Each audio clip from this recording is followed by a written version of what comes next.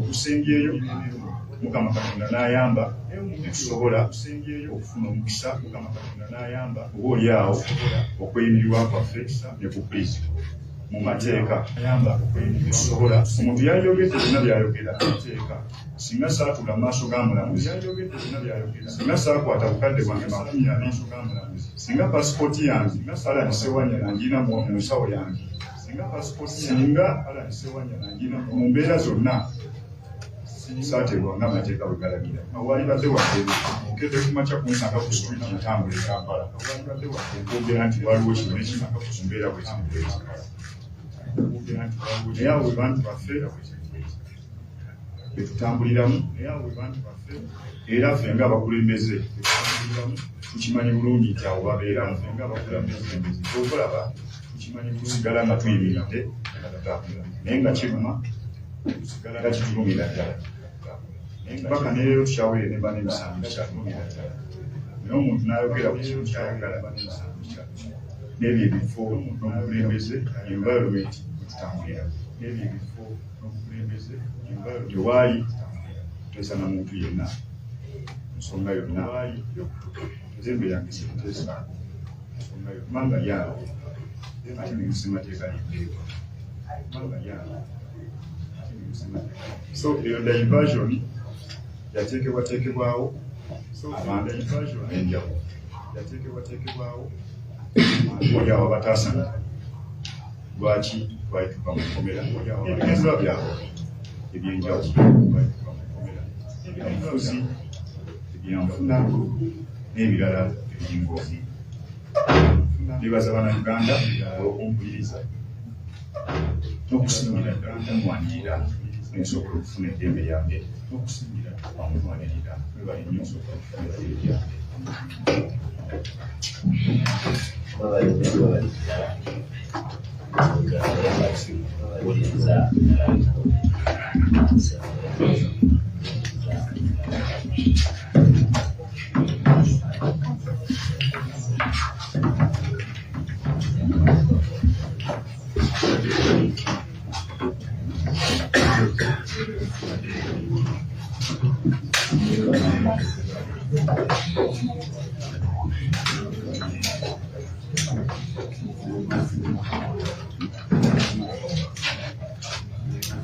Baganda bange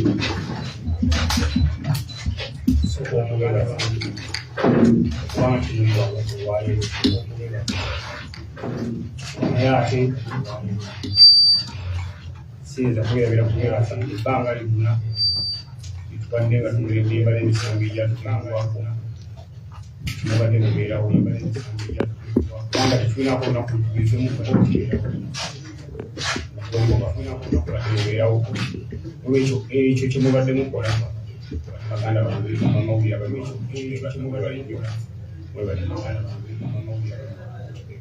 sitole yange neyawona lebalani Sewanyana tezaawukana sitole yange nga twakwatibwa ku misango yonna nga twakwatibwa naye ate kyenjagala okubategeeza naye ate nti olwaleero embeera gye tubadde tuyitamu n'embeera gye tuyiseemu nga tuli mu kkomera abyamaziga embeera gye tuyiseemu nga tuli mu kkomera kannaffe bwe twaliseeyo zonna kati bwe neebaka bwe nti ndaba nga akyali mu kkomera bwe neebaka bwe nti ndabanga ebigwa eyo osanga mulala ebadde bikusisimula nga bikulumye n'obugira kusuuga nti naye nakati gundi eyo ekyandi newaba tewali kidumye ekanga nsisimusi so psychologically tuyitokyat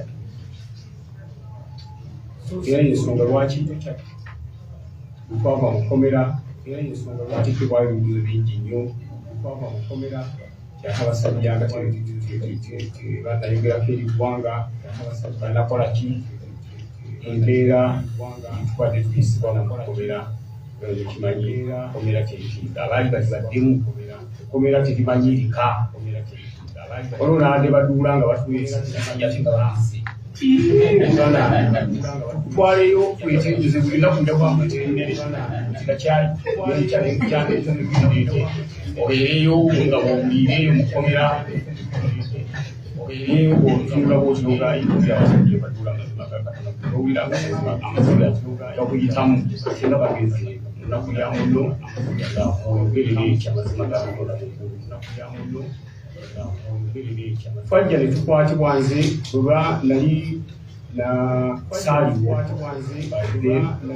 ya musitagamu lwakuba abampayiza ate tebamanya nti saaliwo n'abawayiriza alani ate nabo tebamanya nti taliwo ate alani nga nze sitankubidde nange kubanga alani bagenda kukwatanga mikwano gyange egisooka esatu talimu nange mikwano gy'alani egisooka nga sirimu wabula ekyatugasise tetubeera nga tubaawamu yabadde komera kubanga alani babadde eweeru nga tebanalwadde tebanatukwatanga era n'emikwano ate nga nange nyina kweshoni maaka bweyagira lwaki bangassene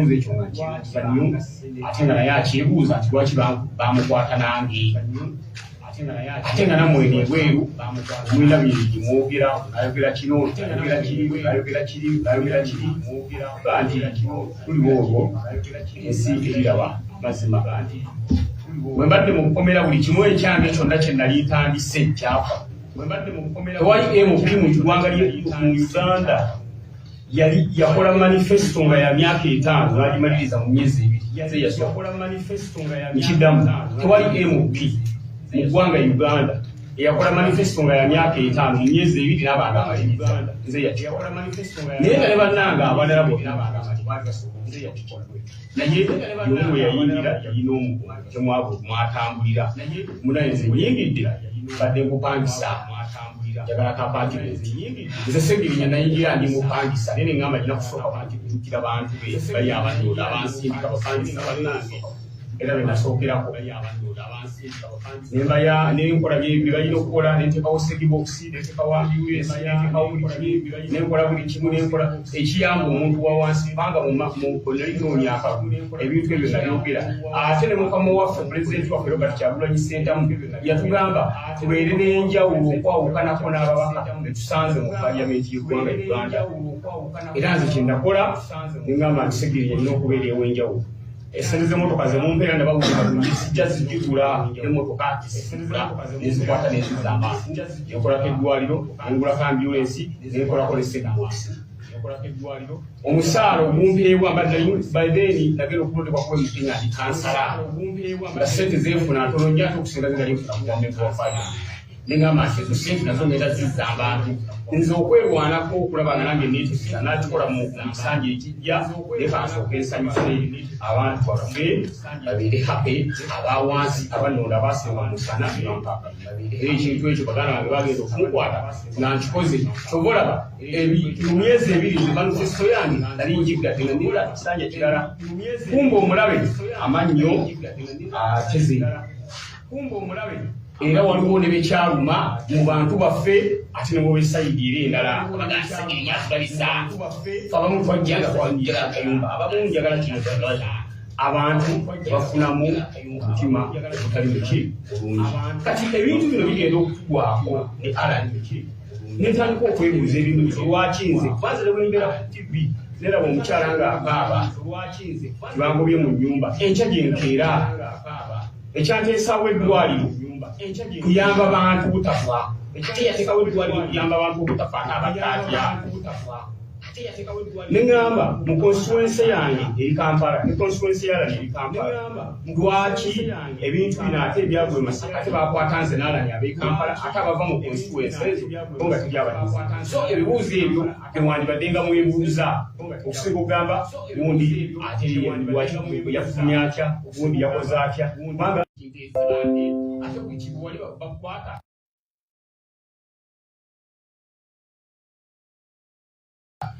ani yatukwata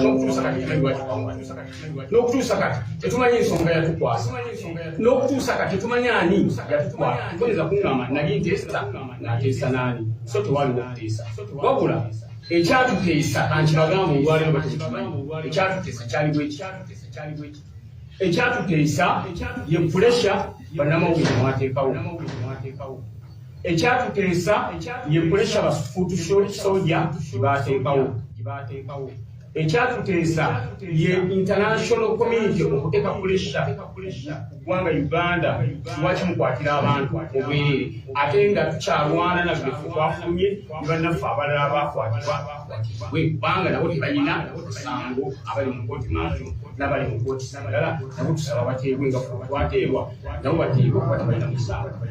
Ekyatuteesa ekirala yembeera ku situwese zaffe abalonzi baffe abantu parliament gye baateekawo ne bagamba ababaka baffe lwaki mwababwereere. Ekirala ekyatuteesa nga tewali bujulizi vuma kitegeeza yatukwata yatuwaayiriza ye yafumba bufumbi kintu kye n'akiteekawo awo ate nga tekiri bujulizi kubanga temwamubadde mu kooti nga mujja ne bwe bagamba nti be batulumiriza baavaayo ne bagamba nti tebatukubanga miggo nga batugamba lumiriza aladi Sewanyana bankubanga miggo nga bagamba lumiriza Segirinya wamu kyekyankubanga emiggo era ne bankaka nkola statement ey'obulimba kitegeeza n'abaana abo okuva ne bakonfesinga banneenafaomanya ate nga bwe kiti olaba nze n'alani otugatta obugasi nga tutudde ku mmeeza tekisoboka kubanga ebbanga alali lyabaddewo nange lyembaddewo bwonna buno bumuwulidde tabadde nti mbeera naye kubanga wano gye mbeera nange tugaddegala naye ate oyinza ati okugamba yatugatta ku bantu abalala ate betutamanyi. N'olwekyo ebyatuteesa byebyo pressure yammwe abamawulire amaanyi gammwe gye mwateekawo muga nti bedda abantu bano babakwatira bwereere era omulabe waffe ndowooza naye naakondo naga nti abantu bano nakkiriza netweyimirirwa ne tufuluma naye buli lwogamba waliwo okuteesa ku ki era eyo kweshoe tumanyi gye batemulina mitwe gyammwe ey'okuteesa mwateesa mwakola ki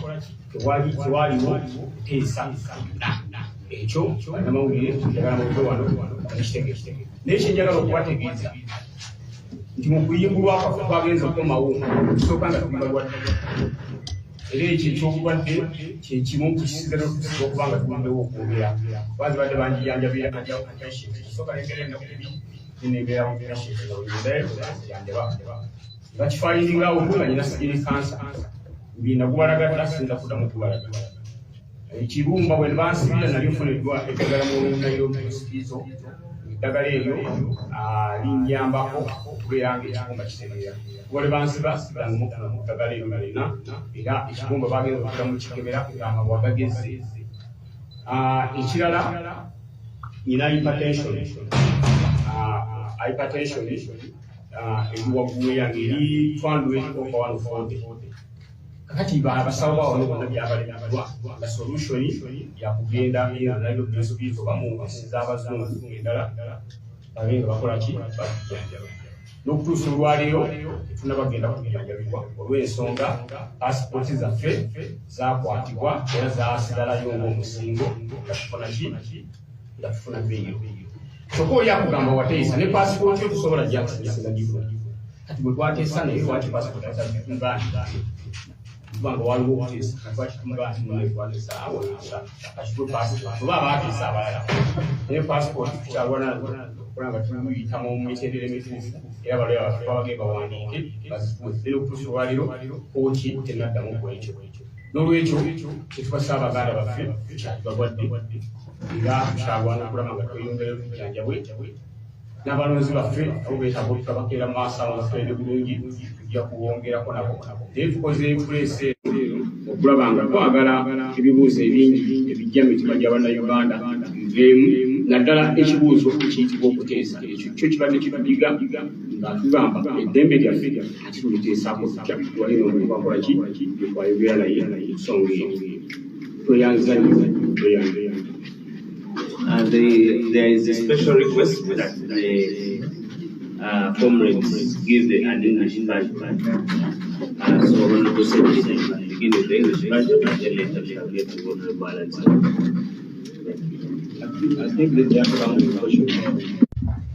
So they wanted you to give a recap of what we just said in English, Uganda, and the summary in English, such that they can also affect the English.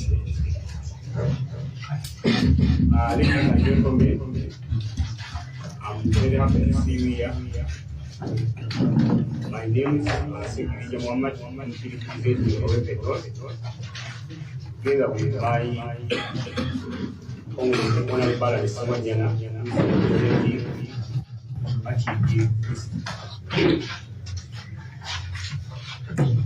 we are happy that we are out, but as discussed, we are still sick.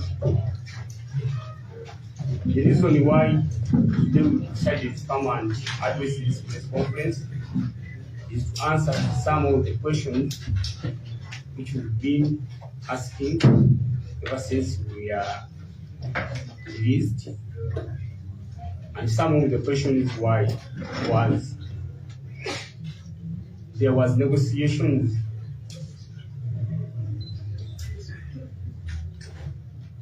towards our release. I'm here to answer that question that there was no negotiation. It was law that worked on us so that we get out.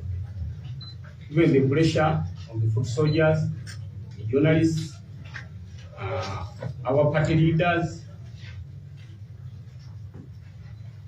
they made a fundamental role towards our release. That's why we are out. So we have to tell you that there was no negotiation. That has been your big question with the journalists, because has been admitted as global people and it's following social media platforms. But the big question was that. So we take our big thumb, our party leadership, that they made fundamental role towards our release. Thank you so much.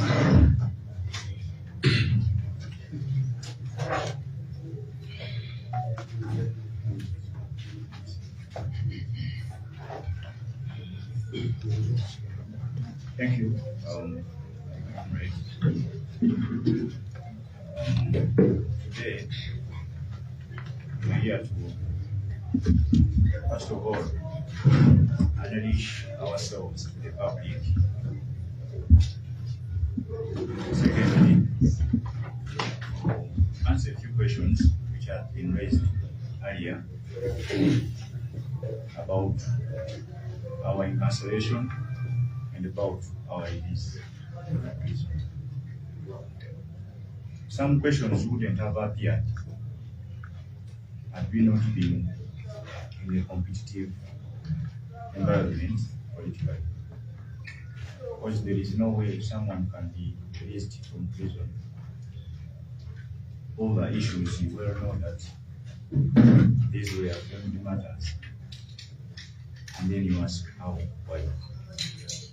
But because of the nature of the environment that we live in, politically, the way we get these positions that we do sit in, there are those who think that by putting an indelible mark on Honorable Sewanyana and Honorable Segirinya's name, after 2 years of imprisonment, after 2 years of pain to him and his family and his colleagues, after 2 years of fight between the opposition and government over their release, and after 2 years of fight by our lawyers and the state to see us go free,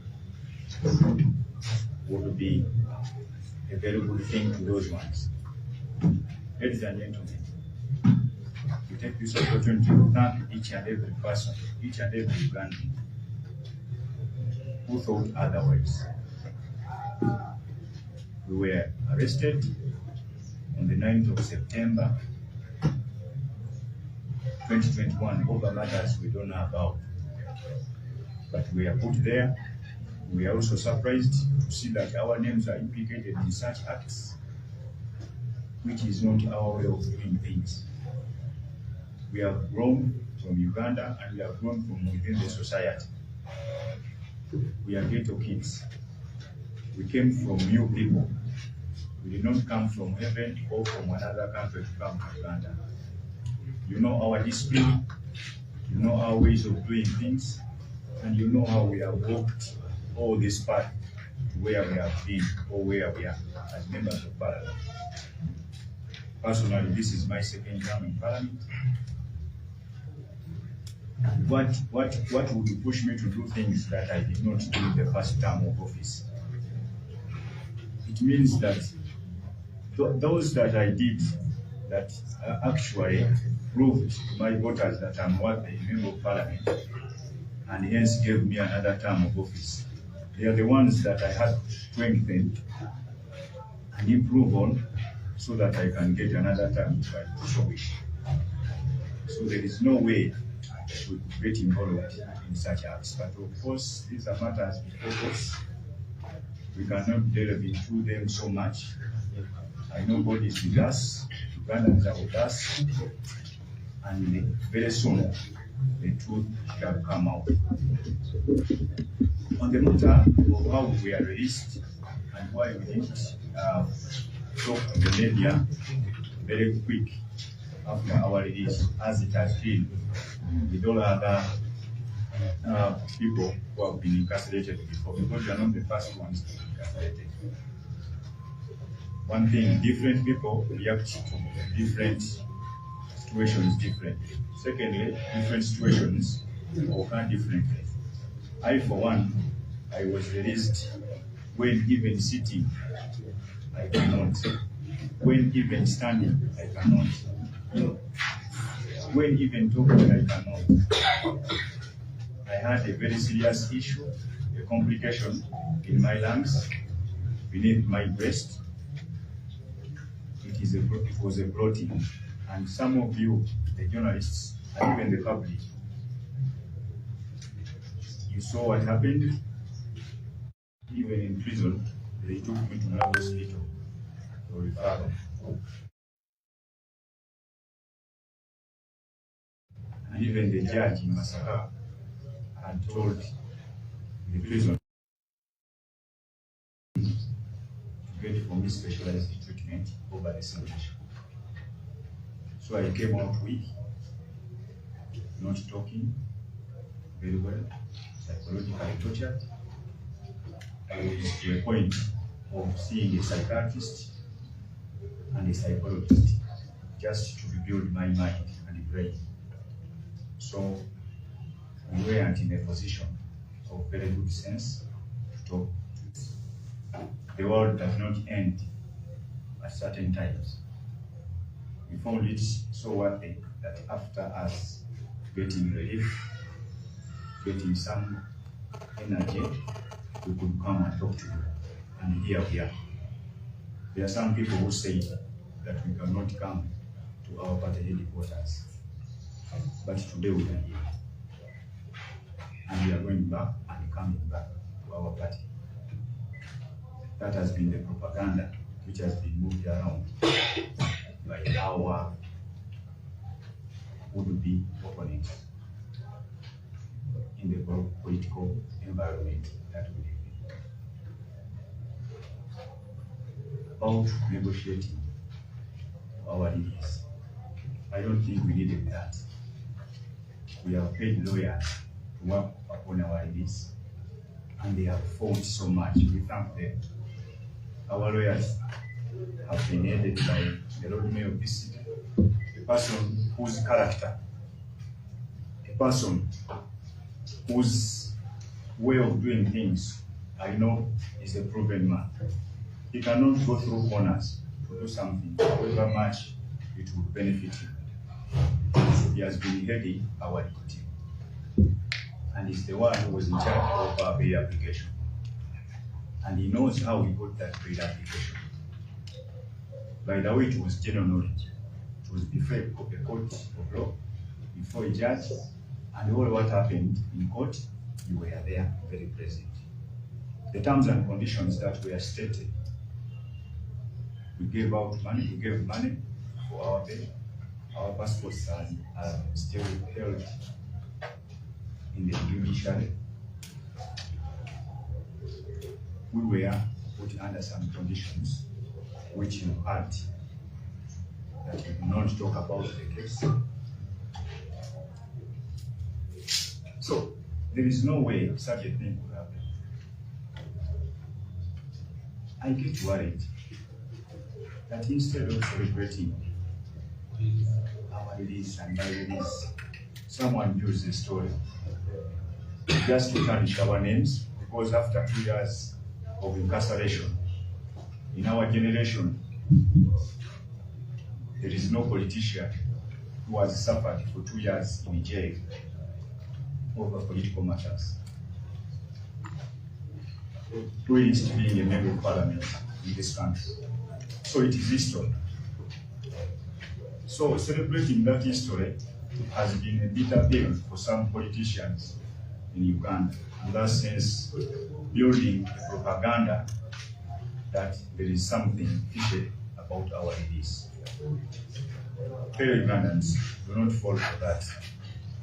We have been there for you, we have suffered, and our backs are not yet broken. We are here sitting at our party headquarters. We list some people building propaganda earlier that we cannot sit here, but we are here today. In Uganda, we say that Mulimba agwana mukiriza. Naye amazima gali kufuula ow'eddembe. Today we are here, and that one who said that they cannot go there, we are here. I read a story today in the Observer that why are they so quiet? But we are talking on the very day we were putting up a story. So it means whoever gave that story to the Observer, it was the wrong one. I don't castigate a newspaper, but the one who gave the story had his own motives. Next Thursday they will write they have spoken. And that is very good for us. I thank all Ugandans who have played a very big role towards our release. I know it hasn't been a very easy story. You have toiled from leaders of our party, headed by the party president, remember Chairman Center. The whole opposition parties like FDC and other parties, all of them, they have worked hand in hand to see that they talk about our release, because it is our right under the Constitution of Uganda. Religious leaders, all of you, we thank you. You have put to notice that we are released. The Katikkiro of Uganda, he has always come out to talk for our release. And all other cultural leaders that have seen it worthy for us to be released, because we have no case to maintain that we are innocent. All Ugandans that have played a very big role towards our release, thank you. You are our heroes. Thank you, the journalists. We thank you so much, the media. We thank you all, even the proprietors of those media stations, for allowing such a message for our freedom to go through your media houses. You are our heroes. That's why we are out. For anyone who is asking how were they released, why are they out? It is because of those people that I mentioned that we are out. Thank you all. We thank our party spokesperson for giving us this opportunity to talk to the media and the Ugandans at large.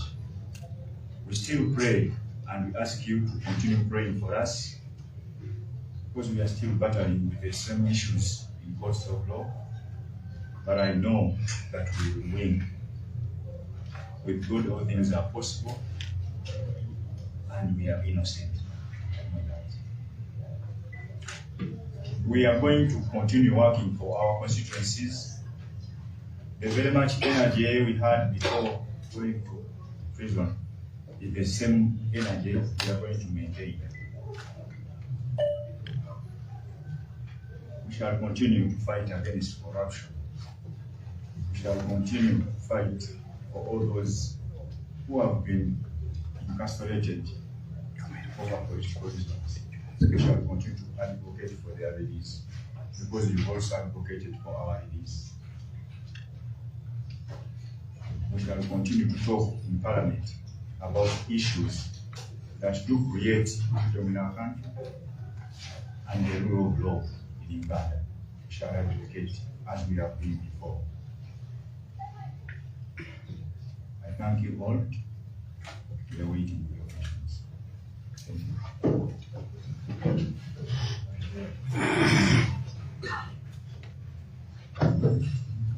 All right, I will take a few questions very, very quickly. Those that are going to ask in Uganda, you'll ask in Uganda. Those that are going to ask in English, you'll ask in English. All right, I will take yours, then I'll take him, I'll take Wino, I will take Nation Media, of course, the Observer, and then Radio Simba. I said you go fast, please. There's something that one is active. Impose your take. Never go or whatever meeting up and come that evening. That one is to get all of a sudden you are what to come to work. This was it was the same question. Yeah. Okay. Okusooka ddala nti ngala ni Sewanyana sasa mu mateeka asoma human resource management ate bw'obeera mu kkomera omusirikale najja n'agamba nti fuluma tuyinza mugamba mufuluma ntya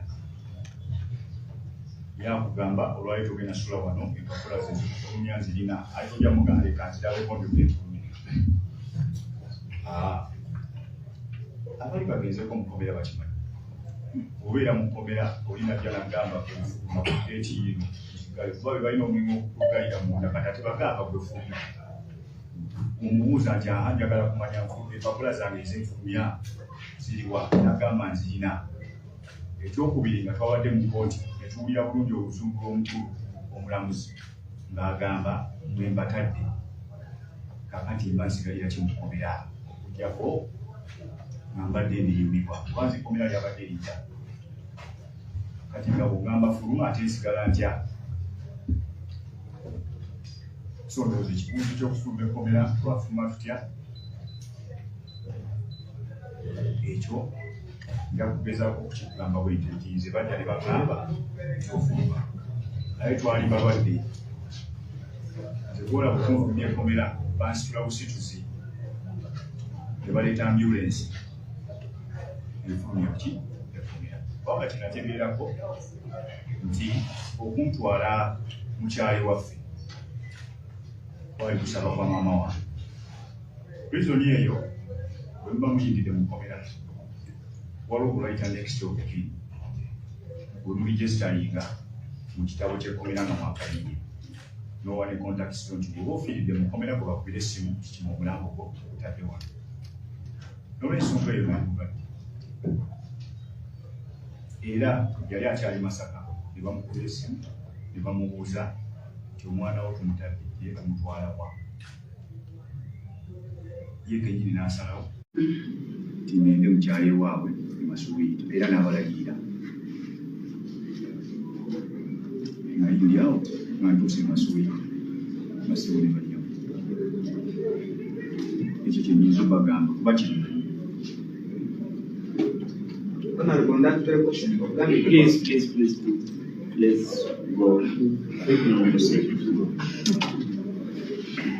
muganda waffe webale nnyo ebibuuzo ekyo tetwakwatibwa enkwatibwa nga yakiyaaki kubanga twatuyita nti balali Sewanyana ogere nasako okweripotinga Alani yalowooza bayise Alani mulala nange ne ndowooza bayise Segirinya mulala naye tufaanaganye kubanga osanga nga wali omuntu kubayita Segirinya Muhammad era osanga nga wali omuntu kubayita Alani Sewanyana nga tumanyi otuuka wali bagala tugamutambule mukoleki ebinde twali tuyisemu ne baddamu ne batukwata ng'ate batuwadde ebbeeyi wali ku geeti y'ekigo batubuzaawo nga nejja batute tukola ki tumanyira kati olunaku bwe lwatuuka olufuluma nga tubadde wali ku Zoom nga tulaba kooti etutadde era twava oguuni ono mulwadde naye nga muli mu mutima at least aga nti batutadde nange nga ndi mulwadde naye nga nange nkimanyi batutadde twali tuli awo nga bakulu b'ekkomera batugamba muteereddwa era ffe temukyali babundi baffe ng'ono mulwadde nnyo nga mbabuuza nti awo ono nze nali mwogerera ng'ono mulwadde nnyo nga mbabuuza kakati ono tugenda mutambuza tutya ffe ambulensi weeri bateeka mwana ne Sewanyana mu ambulensi nange ne banteeka mwana ne bamutuusa gy'alaga nange ne bantuusa ebbenge ewa maama era gye banteeka n'olala ne Sewanyana ne bamuteeka ne basuuliita era nze bwe natuuka nga bantuusiza nga nditandika okuba maama ate yali ate ku prison nga tamanyi nti bantuusiza nenoonya awo akasimu amangu awo limuga nti bantuusiza dde eno tebabanga batu nti ndi eno naye n'abali awo bagambye tibantuusiza eno kakati ebintu by'ekkomera omuntu Segirinya amaze emyaka 2 n'Alani amaze emyaka 2 nga tupooca tukaaba omuntu tayinza kugamba nti kati oteereddwa n'omugaa nti ate ndaga waasibu tekisooka ekkomera lyali litutuuse wano nga ne bwakukiina obukiinyi kati kambabuulira baliwo ne bantu tukinye ku kiinyi nti tubatadde mugende twandigenze bandibadde batukire tugoba batukomasasa abasajja oba bakakasa oba ki so ekkomera emyaka 2 obonaabona emyaka 2 ng'okookya emyaka 2 nga tulaba famireyo emyaka 2 nga tumanyi kigenda mu maaso nze bantwala okulaba Mr. Update bali mutwala nagentandikira banyina bambuuza nga tonatandika live mubeera abantu miliyoni namanga mwonna muli ku live neŋŋamba kati ani ananda nainvitinganga kakati bonna bayirayivu bonna kati ebintu bingi ebikyuse baganda bange emyaka 2 wetukolebe kukisaakira mu Uganda zenagenza okulaba Mr. Update kati bali miliyoni kati noonya linnya ddala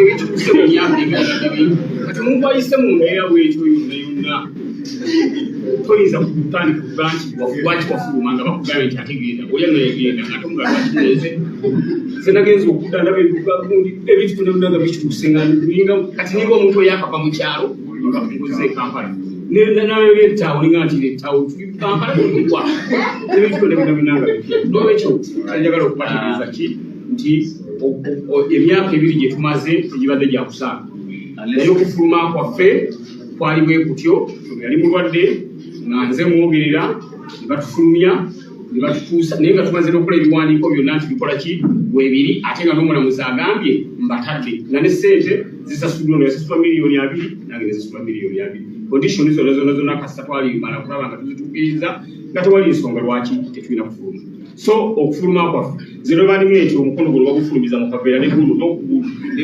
bakiba ekirala kunfulumya kubanga bankwata byakiyaayi nali sina kuganira kubanga ekkomera simanyi na lwaki nalirimu simanyi na lwaki naliyingira simanyi na lwaki bampayiriza ate simanyi nani yampayiriza okubeera mu kkomera eryo yembaddemu olwaleero. We're going to keep it brief. We know Wandera and then last. Yes, Honorable Segiri, already bitambuzibwa nti zino projects zibatandikawo zogamba zagamaliza myezi 2 walina omuvujjirizi eyali akuli emabega era omuvujjirizi oyo walimu endagaano zemali mukoze n'ozimenya n'asalawo akukwata yesebo ekirungi ebintu byange nzize mbikola nga mbikolera ku update ebaddewo emabegaawo nawona kuba kati lwayo simayo beera etambula oba tetambula obwembereriwo naye mbadde mbikola nga mbikolera mu musana bwe nali ndayira ku madaala ga paliamenti bwe namala okulayira bannamawulire bambuuza Segirinya ennaku z'ekikumi ogenda kukola ki ne mbaga nti ennaku zange 10 nze manifesito yange nja kuba njiggadde. Lwaki? Bwe namala okulayira bakwata miliyoni 2 ez'emmotoka ne bazimpa. Emiliyoni 2 Segirinya baita kufuna na miliyoni 10 kwa akawunti tekugwako 2. Naye nga jjukira bwe nabeera mu campaign abalonzi bange nyina bye nabagamba nti ssente z'emmotoka zammwe. Kati abantu bagamba noonya kalulu biki b'opoliisi bange nga bakikozesa okukinkubisa nti abayimba oyo abadde ali munaku akyalira mu bupangisa miliyoni 2 asobola oziteeka abalonzi nga bazimuwadde ne mbapuluvinga n'ekikola. Ne bampa miliyoni 2 n'engulako emmotoka ya miliyoni 10 n'enjiwa abalonzi. Ne mpangisa akaawe ewaali eddwaliro wa miliyoni 10 ne ŋŋenda n'engula ebintu ebitandikibwako biki ebisookerwako mu ddwaliro ebitandikibwako omuntu byasookerako ne mbiteeka mu ddwaliro. Ne ŋŋenda ne nsuubula eddagala balisuubula eri gundi mu kibuga waliwo amaduuka g'abayindi awo nga ku Minipulaisi awo Wilson n'ensuubula eddagala ne nditeeka mu ddwaliro. Obulwadde obuluma abantu bange abeekawempe bumanyi balumwa enziku balumwa eddagala eryo erisookerwako n'engula bange enziku ebakwata bagenda ku kkoyo nga bangi kati enziku ebakwata kati eddagala eryo ery'enziku n'endigula erya malaria n'endigula erya TB n'endigula n'enditeeka mu ddwaliro n'etandikawo eddwaliro n'etandika okukola nga nfunye n'abasawo. Ebyo ebintu bye nakola mu kusooka kino kankibaddemu. Teri mubaka wa parliament eyayingira parliament nga ayagala okukolera abantu ayali tasobola kubikola. Ebyo nga bwe nabikola emiliyoni 2 ezo nga bwe zibatembedde n'etandikawo sendbox. Musango omukyala asiika chips ne mugawo okozesa capital emitwalo emeka nti 10 nkongeddeko 5 yongerako nengenda nga ngaba sendbox tiyongeramu mu capital era abantu ne mbawa capital. Ndegera nga nkola ebintu bwe bityo noonya ab'omubutale nabo ne mbayamba. Mba ndi awo ng'ebiri byakagwako 3 ne gagwako ab'omusaala. Ndegera nti kiriza abantu kyalina okubayamba. Ne neeyongera mu constituency n'okuyamba. Kumbe nkuliyetinga balabe ekisamanyi. Omugala nga kyoli mukumbuuza ekibuuzo. Kyekyankuliyetingisa n'abalaba abamu ne batandika okumpalana nti sajja nga twala speed. Kwanza nasanganga abantu nga bamu baffe nga banga mutwala speed. N'abamu nga beenaale nga banga mututta muganda waffe ne bagana edda. Tukolisooke tukolera abantu. Then ogunaddako tujje. Tosooka kulaga mu lulu, tolaga mu lulu twagala okwawukanako ennyo n'abantu bali. N'olwekyo teri muntu yampa yadde 10. Ekirala njagala okubuuza gwe nga munnamawulire. Oyo gwe bagambye yampa bameka be yaakawanga abasiba. Bwempaayo omuntu yawagundi naye n'amusiba. Nti gundi yamuwa naye we yagala okukola byayagala n'amusiba. Kitegeeza yadde propaganda muganda wange. Nze nakwata musaala gwange nenkwata ne ssente emiliyoni 2 gye bampa kubanga pulezidenti waffe yatugamba twagala mubeere banjawulo nnyo okwawukanako n'abaka musanzeeyo. Ekigambo ekyo kyanyingira nnyo mu mutwe era ne nkikola. Ensonga lwaki mu myezi 2 manifesito yange nali ngimaze naye tewali muntu yenna yali ampadde yadde 10. Thank you very much. Ndowooza ebibuuzo tujja kumaliza n'ekibuuzo kimu kyokka. Okay, but very quick, let us take Bate and Gwejire in a minute, my brother. Thank you. The president on several occasions said that judges shouldn't give bail. Actually, asked for bail many times. You release you 1 month and a half, you are nowhere for prison. You disappear from prison. All this one will create suspicion. What kind of arrangement did these people agree on? So if you say that you and the one who are after you, are you not appreciating these circumstances that make you're already suspicious? Okay, thank you. On the 13th of February, we were released from prison. But on the next day, in the newspaper, the Monitor publication, they wrote a story how we walked to freedom. Well knowing that yesterday we had court, it gave us terms, we made them, and we were released from prison. Fortunately enough, after writing that story, which had all that we were saying, the next 2 days, they wrote an apology to whoever they mentioned that had negotiated for us, which means that what they wrote was a misconceived situation. So I cannot go into that. They already apologized. But regarding our behavior, I have earlier explained to the media that I was released in an ambulance. I was very sick. They had recommended a psychologist, a psychiatrist. For everyone who knows that if a doctor recommends a psychologist or psychologist, you know that that person is almost going berserk. So on recommendation of the doctors, I had to keep quiet, rest a bit, go under medication, because they were the ones treating for my life to be saved. I was sick. So after coming back to my next day, after getting some strength, that's why we are here today. I can even sit for an hour to explain all that. But before, previously, I couldn't even sit for 2 minutes or even 5 minutes. Would you wish a situation where a member of parliament will come and address the media in an ambulance? I wouldn't try to show that or scare my people in such a way. It was out of my own respect as a person who has been incarcerated for all that long, and coming out, creating a picture in the public, even to my children. Even my children had taken so much long to see me, even after being raised, because I wanted to heal properly, be on my feet again, and then be able to talk to the media as we are doing now. That's it, my brother. Honorable Ejiri.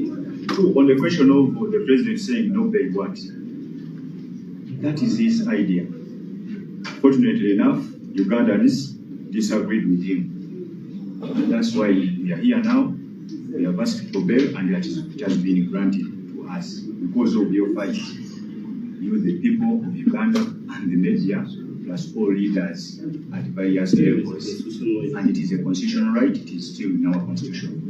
We only plead that all other people, all other prisoners, especially political ones, can be also granted the same privilege and be bailed out and come to enjoy their freedoms as a right.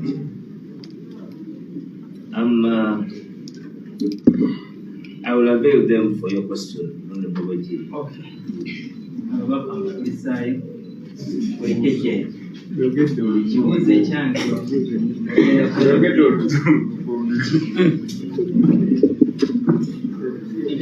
omubeeredde mu kkomera twalaba ebigambo bingi onabiko Segirinya ne lwebakutwalirako mu ddwaliro emulago nga bakuutaddeko amagye agakukuuma wamu n'empingu ze bali bakusibidde ku ddwaliro wavangayo ng'olaga ekifaananyi tibankako okwogera ekigambo bwekiti ne bwekiti osobola okufuna ekkomera.